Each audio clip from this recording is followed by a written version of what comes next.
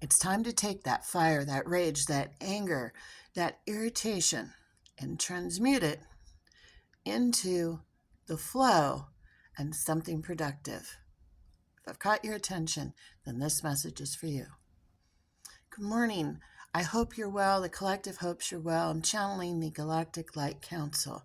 You're being activated for 2026 if you're watching this.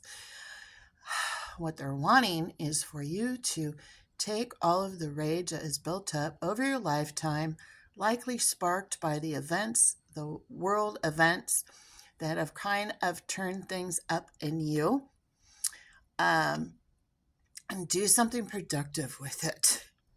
So I had a beloved new friend come and visit me yesterday, and I got to spend the day with her. She came up to my new home, and I was showing her some of my art. And I was showing her that this one abstract started with me actually taking a black pen. And this is a therapeutic exercise that any of us can do at any time. And it's really good to let our inner child or that inner out, but really for the inner child, because it all starts with the inner child. That's where our wounds start, or the seeds, as I like to call them, that other people planted, which we call conditioning and patterning and being sorry for our existence. So we say, I'm sorry all the time, or an inner rage because maybe our parents didn't love us or they didn't support us or whatnot. So those seeds begin when we're kids. We keep watering them as we age. And so they actually turn into great big weeds with great big deep roots. So around these parts, I like to help you burn those roots, the weed off. Okay, have you ever seen those weed burner things? In certain parts of the country, they use a burner and it burns them off. But then also pull the root up. So you take a crayon, a pen, and usually it helps if it's an ugly color. I use black or a dark brown or something, and just let your inner child or your inner rage scribble on the page. When I first started doing this, I actually broke crayons because I had so much force and so much anger, and that's good. You're letting it out. Here's the thing. We don't really let it out.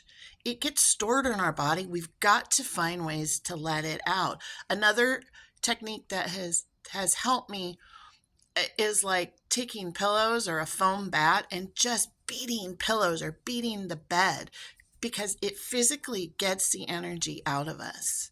So back to the art practice. Just scribble. Let your inner child scribble her rage, his anger, onto the page. So I did that recently, and I started with a great big no. I wrote no, and I scribbled all over the page. And then I turned it into abstract art. I added all this color to it. I turned it into this beautiful thing.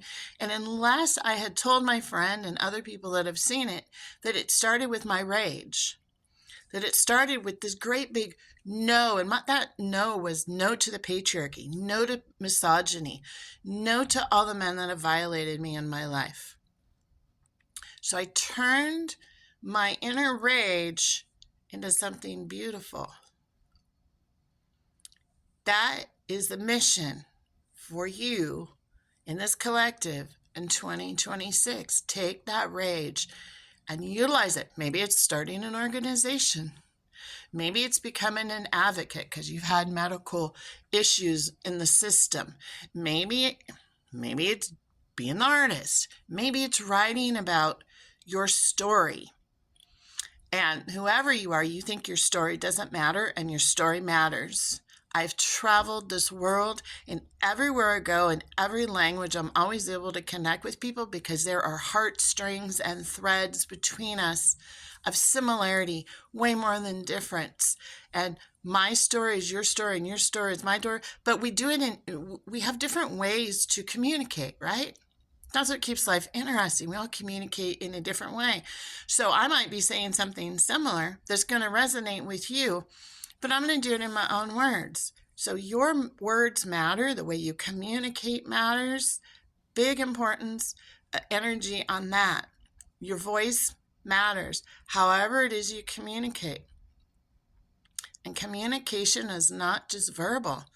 Again, it can be the music you make, instrumental music. It doesn't have to have lyrics.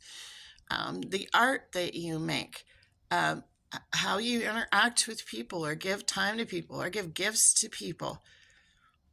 So that is your message today. Anything else?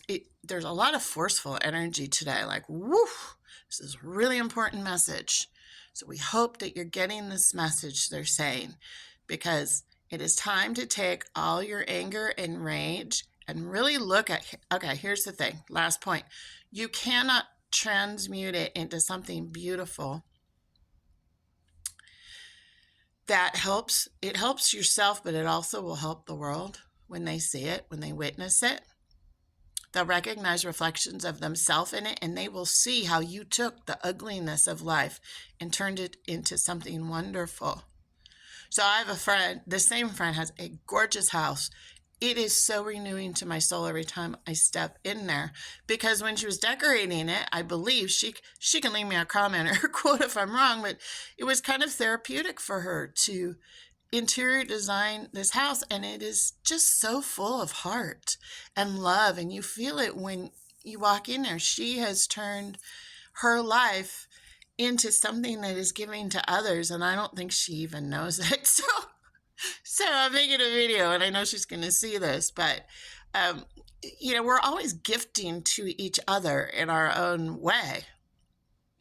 You don't have to go shopping and buy a gift and hand somebody something. We're leaving all these beautiful pieces of us, our inner self, in the world.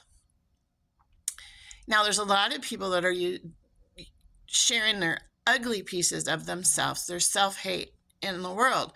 But guess what? The power of love and beauty and joy is a higher vibration, which will outweigh over time all of this hate and disgust that is rising to the top. And it needed to rise to the top so that we can transmute it and turn it into a new earth, a new world where we take care of each other, where it's we, not me, where we're supportive, where everyone has health care and a whole lot of other things.